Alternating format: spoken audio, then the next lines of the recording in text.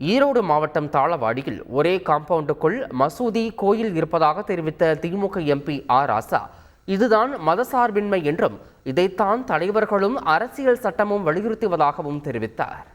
தாளவாடிக்கு இருக்கிற சிறப்பு, மசூதியை இடிச்சிட்டு ராமர் கோயில் கட்டுற புத்தி நமக்கு கிடையாது. இங்க கோயில், மசூதி எல்லாம் ஒரே காம்பவுண்டுக்குள்ள இருக்கு. இதுதான் மதச்சார்பின்மை. இதைத்தான் அரசியல் சட்டம் வலியுறுத்துகிறது. இதைத்தான் அம்பேத்கர் வலியுறுத்தினார், அண்ணா வலியுறுத்தினார், நேரு வலியுறுத்தினார், காந்தி வலியுறுத்தினார். எல்லா மதமும் சம்மதம், எல்லோருக்கும் ஒரு நம்பிக்கை, ஒற்றுமையாக இருக்க வேண்டும். திராவிட மாடல் என்றால் சமத்துவம், சுயமரியாதை, அதற்கடுத்து மதச்சார்பின்மை, அதற்கடுத்து மாநில சுயாட்சி. வரும் மக்களவை தேர்தலிலும் கரூர் தொகுதியில் மீண்டும் போட்டியிட உள்ளதாக கூறிய காங்கிரஸ் எம்பி ஜோதிமணி, கடந்த தேர்தலில் பெற்ற வாக்கு வித்தியாசத்தில் இந்த தேர்தலிலும் நிச்சயமாக வெற்றி பெறுவேன் என நம்பிக்கை தெரிவித்துள்ளார்.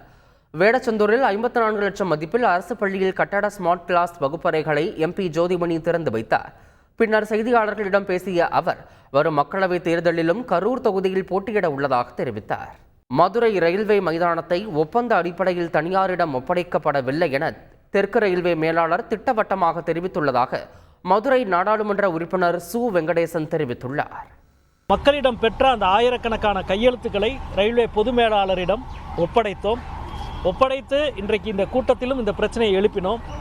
அதற்கு இப்பொழுது தென்னக ரயில்வேயினுடைய பொது மேலாளர் முதல் கட்டமாக ரயில்வே மைதானத்தை தனியாருக்கு லீஸுக்கு கொடுக்கிற எந்த முயற்சியிலும் நாங்கள் ஈடுபட மாட்டோம் என்று வாக்குறுதியை கொடுத்திருக்கிறார், உறுதிமொழி கொடுத்திருக்கிறார். இது மிகப்பெரிய வெற்றி என்று நாங்கள் நினைக்கிறோம். மதுரை அரசரடி ரயில்வே மைதானம் காப்பாற்றப்பட்டிருக்கிறது. இதே போல ரயில்வே காலனிக்குள்ளே இருக்கிற 2 பகுதியையும் தனியாருக்கு கொடுக்கிற முயற்சியை நீங்கள் கைவிட வேண்டும் என்று சொல்லியிருக்கிறோம். செய்திகளை உடனுக்குடன் தெரிந்து கொள்ள உடனே சப்ஸ்கிரைப் பண்ணுங்க.